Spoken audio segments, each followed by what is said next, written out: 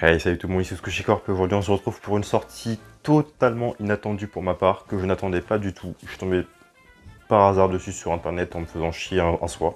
Et j'ai finalement cédé, j'ai acheté le tome 1, qui était pour le coup vraiment sympathique, une belle petite découverte, en 9 tomes en plus, donc ça c'est très cool, j'aurais pas à me ruiner pour tout lire. Aujourd'hui on se retrouve pour parler de Yoku Uni. Résumé. Le monde est infesté de démons qui se matérialisent selon le désir des gens. Ainsi, si quelqu'un désire la destruction, lui sera accordé un pouvoir dévastateur lui permettant de laisser libre cours à ses pulsions. Ces êtres sont appelés les Yoku-Oni. Un de ces monstres serait responsable de l'horrible mort de la mère et de la sœur du jeune Satoshi. Afin de débusquer le coupable, il fait appel à Masato Jitsunashi, un puissant Yoku-Oni habité par un profond désir de justice. Muni de son colossal marteau de juge, il expie le mal avec fracas. Aidé de sa petite sœur Nina, Masato s'est donné une mission. Abattre tous les Yoku-Oni dangereux ayant perdu le contrôle de leur désir. Avant de vous donner mon avis, surtout, n'hésitez pas, si la vidéo vous plaît bien sûr, à lâcher le pouce bleu, à vous abonner et à lâcher votre commentaire. Ça fait plaisir et c'est pour nous le meilleur moyen de nous soutenir. Merci beaucoup. Du coup, Yoku-Oni, qu'est-ce que j'en ai pensé? Comme je vous disais en intro, j'ai trouvé ça vachement fun, vachement cool, très intéressant, un peu maladroit, on va y revenir, mais très intéressant. C'est un manga concept, c'est pour ça qu'au début, je dis que j'étais surpris parce que quand j'ai lu le résumé avant de lire le chapitre 1 en ligne, je m'attendais à un truc de combat de démons à la con, excusez-moi je lâche des blazes, mais Togen Anki, qui pour moi est inintéressant possible, ou ce genre de shonen New Wave que je trouve totalement inintéressant. Quelle ne fut pas la surprise quand j'ai vu qu'il y avait un propos derrière toute cette baston. Il y avait un vrai propos, qui est un peu maladroit, mais on va y revenir comme je le disais. Mais du coup, le concept, c'est les gens se laissent bouffer par leurs désirs, et il y a une force, on ne sait pas trop quoi, c'est pas la question. Et donc du coup, ils finissent par se transformer en leur désir. C'est-à-dire par exemple, le premier chapitre, comme il y avait dans le résumé, c'est, je vous spoil, en gros c'est un mec qui perd sa mère et sa sœur. Et en fait, la meurtrière, c'est sa voisine qui était follement amoureuse de lui et du coup qui a tué toutes les femmes de son entourage. Donc du coup, elle a acquis un pouvoir qui lui permet de tuer les gens et donc elle a tué toutes les femmes de son entourage. Et il y a d'autres trucs que je vais pas raconter parce que ce serait dommage de vous spoiler le délire. Mais par exemple, le personnage principal, donc Masato, j'ai oublié son nom déjà, lui il a un désir de justice, on ne sait pas pourquoi, c'est la grosse intrigue. Pourquoi est-ce qu'il en est venu avoir ce désir de justice qu'il a rendu Yoku-Oni, du coup qu'il a transformé en démon. Du coup il tue les Yoku-Oni. Donc il n'est pas gentil, il le dit lui-même, je ne suis pas de ton côté, je suis du côté de la justice. Et la justice n'est pas forcément toujours bonne, elle est juste. C'est ça qui est super intéressant, c'est que le personnage le dit lui-même très bien, les gars, je suis pas avec les humains, je suis du côté de la justice. Donc si à un moment vous faites de la merde, je vous bute. La justice c'est ça, c'est très Judge Dredd pour le coup. Il y a un vrai délire Judge Dredd, il est juste. Et la justice n'est pas forcément bonne. Du coup, rien que ça, il y a un truc assez intéressant à exploiter de ce côté-là.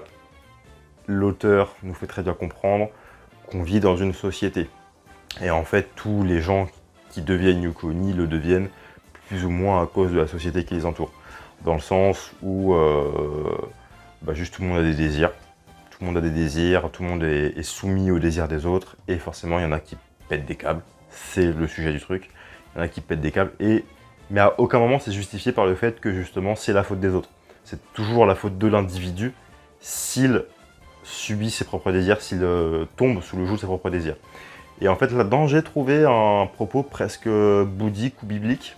Après, je ne suis pas du tout calé en théologie, donc je ne m'avancerai pas plus. Mais sur la question du contrôle du désir, avec un personnage en particulier.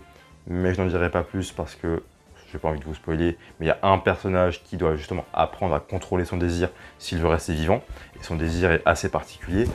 Donc, il y a un délire un peu biblique, un peu bouddhique, dans le sens du contrôle de soi et de l'abnégation de son être pour le bien commun.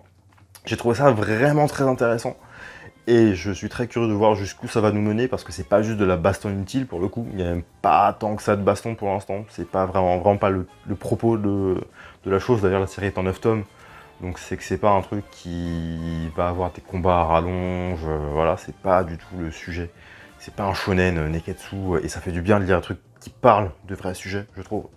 Et donc par-dessus tout ça, évidemment, c'est quand même très intriguant parce que comme je le disais plus tôt, le personnage principal, il y a une raison pour laquelle lui et sa sœur, parce que sa sœur est aussi une Yoku-Oni, sa petite sœur, et en fait elle est immortelle. Donc elle est immortelle, donc c'est-à-dire qu'elle a le désir de ne pas être blessée ou de vivre, et lui a le désir de rendre justice. Si tu réfléchis un peu, tu mélanges un peu tout ça, il n'y a pas encore de réponse, mais on se doute que y a des gens qui sont morts dans leur entourage, j'imagine. J'en dis pas plus parce que même si je pensais que c'était une certaine hypothèse, ça ne l'était pas. Du coup, je suis complètement brouillé, je ne sais plus quoi penser, c'est vraiment très intéressant encore une fois. Mais en même temps, ça reste bizarre, leur situation est vraiment très particulière. Et lui, du coup, Masato bosse avec le gouvernement et un organisme de police très particulier. Et donc, dans la dernière partie du manga, justement, et c'est ça que j'ai trouvé aussi très cool dans ce manga, c'est qu'il y a un vrai lore. Il y a un vrai lore, il y a un vrai système judiciaire qui a été mis en place dans cet univers, parce que du coup, les gens vivent avec la peur constante de se faire bouffer par un Yukoni. C'est un peu comme Tokyo Ghoul, en fait. Ils sont dans la société, ils sont là, c'est communément admis que c'est là. Et du coup, les gens vivent avec la peur soit d'en devenir un eux-mêmes, parce que tout le monde peut devenir à tout moment un Yuko-Oni, soit de se faire tuer par un Yuko-Oni. Et donc du coup, il y a un système judiciaire qui a été mis en place pour ça. Et donc du coup, il y a tout un lore qu'on explore un petit peu. Il y a notamment une officière de police du coup qui travaille avec Masato, on comprend que c'est aussi une Yuko-Oni. Ils ont des dirigeants qui les régulent, parce que sinon ça reste des démons. Donc ils sont régulés, ils ont une puce qui les fait... qui les bute s'ils font n'importe quoi. Donc puis il y a un petit jeune qui débarque, voilà, je n'en dis pas plus. Mais donc il y a vraiment pas mal de personnages, il y a un vrai lore, il y a un vrai sujet exploité derrière. Je ne sais pas jusqu'où ils vont aller. Après, encore une fois, 9 tomes, tu fais pas des miracles non plus. Donc soit la série a été annulée, soit juste l'auteur voulait faire 9 tomes. Et dans ce cas-là, je suis très curieux de voir ce que ça va donner. Mais ça, voilà, 9 tomes au moins, comme je disais, je ne vais pas me ruiner à acheter des centaines de mangas. C'est au moins un avantage. Et surtout pour moi, gros point fort, c'est le dessin. C'est aussi ça qui m'a fait acheter le tome 1, je vais pas vous mentir. Le dessin est très cool, c'est du numérique, c'est 100% numérique. Mais il y a une vibe un peu Ogure Ito, j'en ai déjà parlé très sur mon soirée qui a fait Enfer et Paradis, Ergir, et très récemment qui dessine l'adaptation en manga de Bakemonogatari. Et il y a un vrai truc dans le style de dessin, c'est-à-dire que c'est très blanc. Et puis il y a c'est particulier. C'est très particulier, le dessin est particulier, mais c'est très blanc. Il y a des gros contrastes avec l'ancrage qui est bien noir. Il y a des trames qui sont très bien placées au bon endroit, tout en laissant les blancs bien apparents. Et du coup, ça donne une vraie texture au personnage et une vraie humanité, parce que le style est vraiment très réaliste. Ce qui, du coup, je préfère prévenir aussi, peut être dérangeant parce que c'est assez gore. Il y a des boyaux, il y a des corps humains qui explosent. C'est très dérangeant visuellement. C'est pas un manga à mettre entre toutes les mains, vraiment pas. Mais dans le style, c'est très intéressant. Par exemple, moi j'aime bien Ogure Ito, donc si ça ressemble ne serait-ce qu'un petit peu, je suis fan. Je connaissais pas du tout cet auteur. Je sais pas s'il a dessiné autre chose, il ne me semble pas. Je vais faire des recherches, il ne me semble pas. Mais je vais le suivre avec beaucoup d'attention parce qu'il est vraiment bon. Autant dans le scénario, même si c'est un peu maladroit. Il y a quelques facilités dans le propos, c'est un peu facile, c'est un peu entendu. Je dis pas que c'est déjà vu, mais c'est un peu entendu. Quand tu réfléchis, bref, c'est un peu entendu. Mais ça reste quand même intéressant d'avoir ça dans un manga, je trouve. Donc après, c'est le tome 1, j'attends voir ce qui va aller avec. Mais pour l'instant, c'est un peu entendu, même si très intéressant et quand même intelligemment pensé. Il aurait pu se contenter de faire un délire de démons qui se tapent dessus avec des grosses armes et des trucs un peu gore pour faire kiffer les gamins de 12 ans. C'est pas ce qu'il a fait, il a voulu parler d'un vrai truc.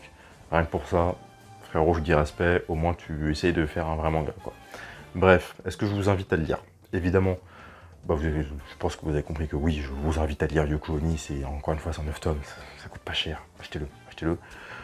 L'édition est super belle, les jaquettes sont magnifiques, vraiment très très belles. Rien que pour ça, c'est encore une raison de les acheter.